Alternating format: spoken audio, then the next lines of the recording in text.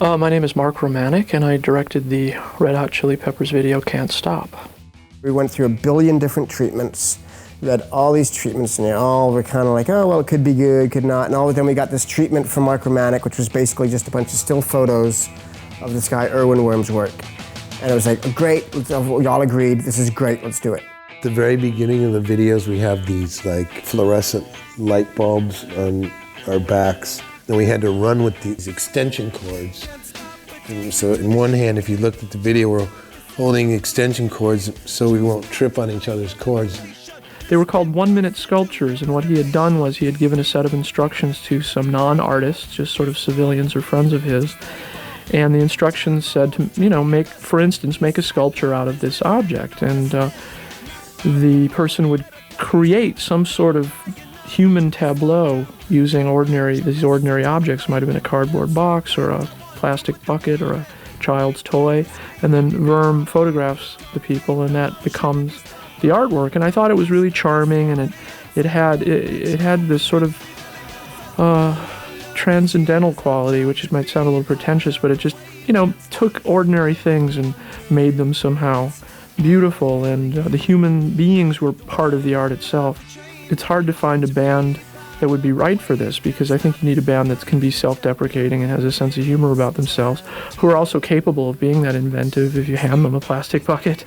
While we were doing it, I wasn't sure at all how it was going to come out, but Mark Romanek was very sure of himself and not very interested in our input, and I respected him for that. I thought that was cool.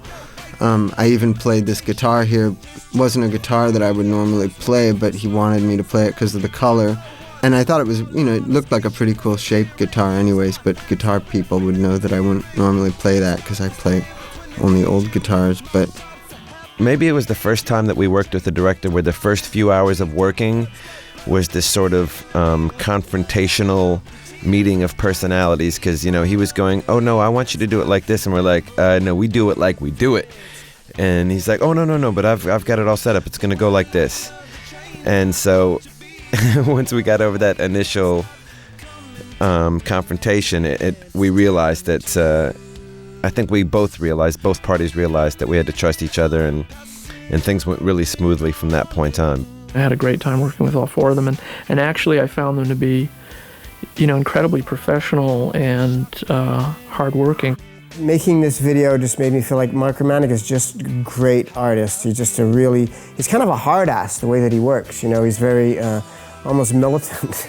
It was a fairly strenuous video, particularly the performance section, where I really I always ask the bands if I shoot a performance to kind of be at an 11 for the whole time, because then you can just find more pieces in the takes and kind of have all that big energy sparking off of each other's shots. And so I kind of demand a lot of the performers, and they just never complained, and they should have complained, because they were exhausted, and I was pushing them really hard, and they were long days. But he's really into detail, which I thought was really good. An important thing to mention is the first thing I said on this video is it's going to have kind of a clinical look. So if there's not this sense of real joy and playfulness as we're working that comes through, it's probably going to fail.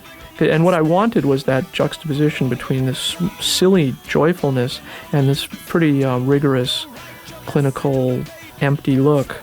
Mark definitely wanted to capture sort of a madcap feeling, like the Monkees or something, And so within the setups of the sculptures, we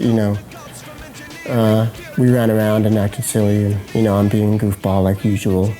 It was shot in December of 2002, and we found a brand new vacant warehouse in El Segundo, California, and spent 2 long days shooting it there. This life is more than just a read-through.